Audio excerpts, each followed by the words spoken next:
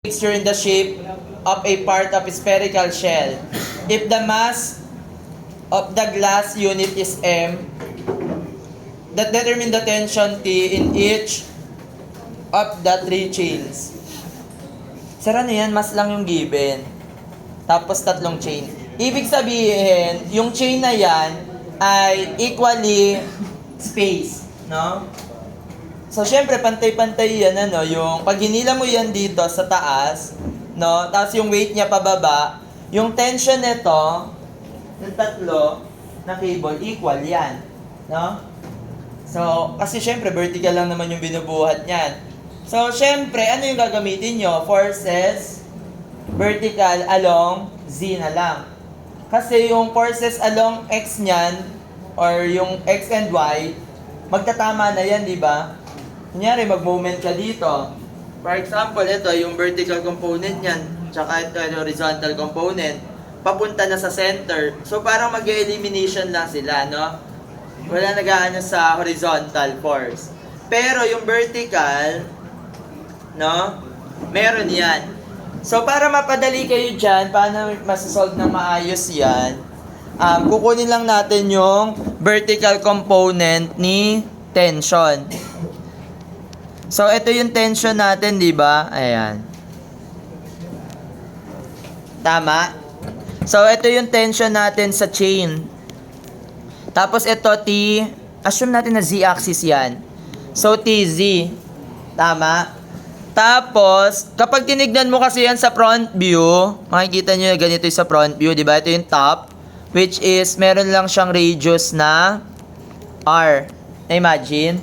Sa ilalim, meron siyang radius na 3R.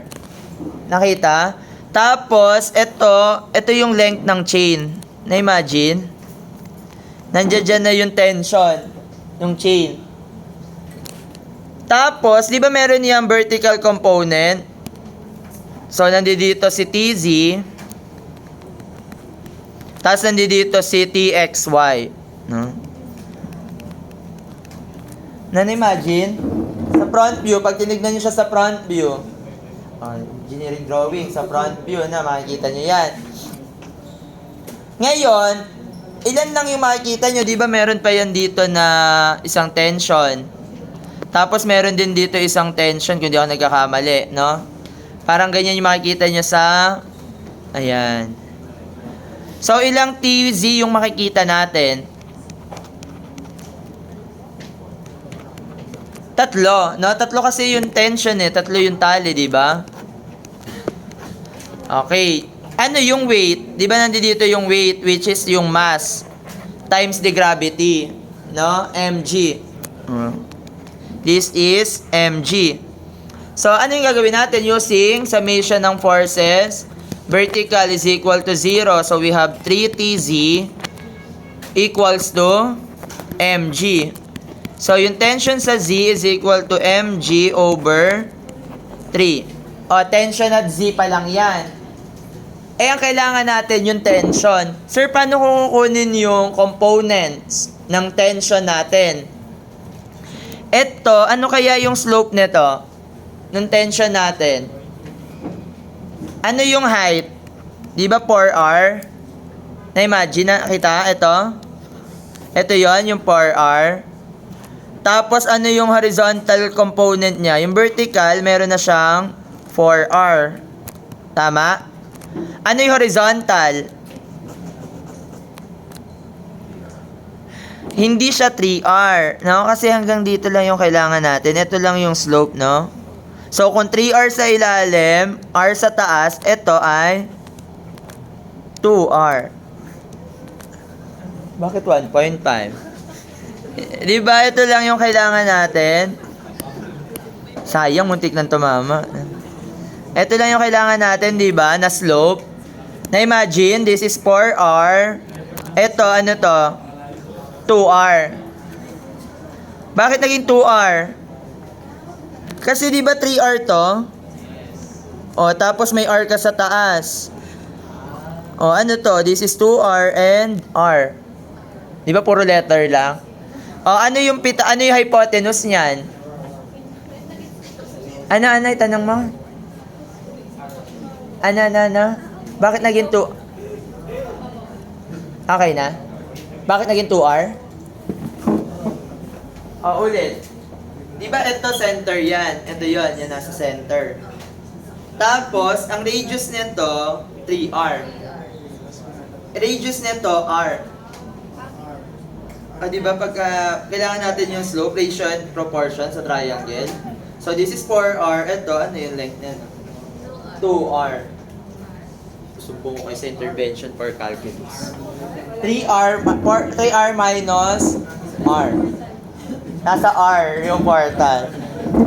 Okay. So, sir, ano yung hypotenuse nito? Z. This is the hypotenuse. Ano yung hypotenuse natin?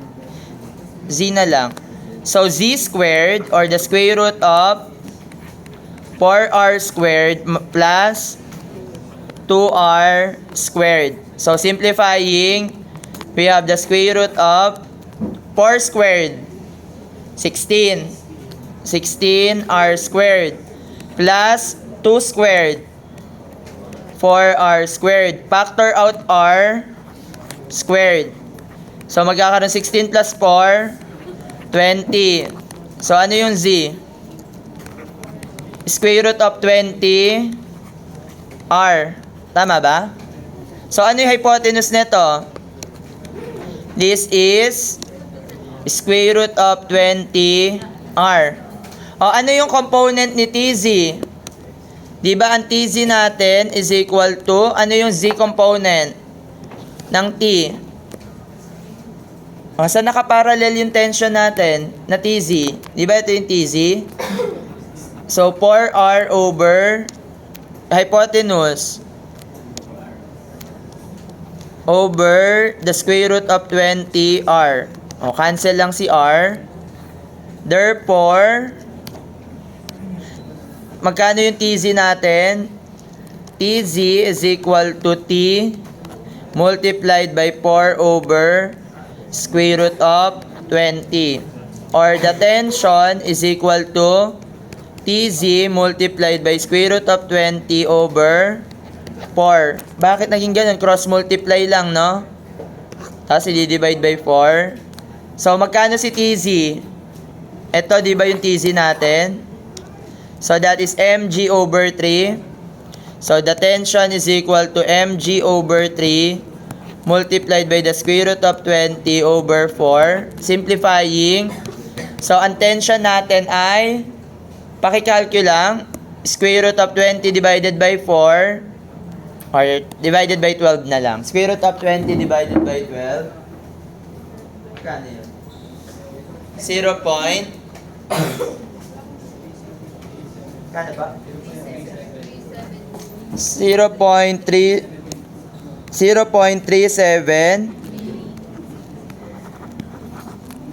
Yan na yung sagot.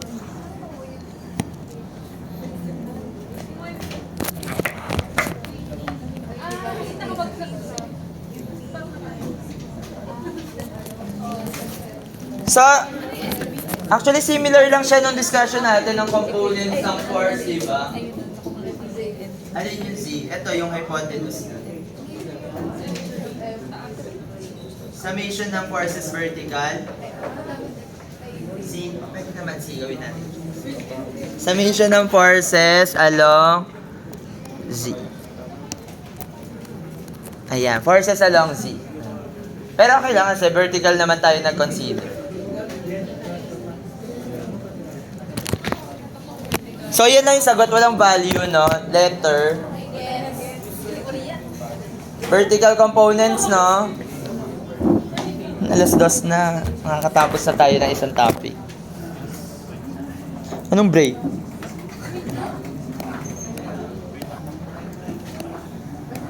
Mo, dami na namin na topic, oh.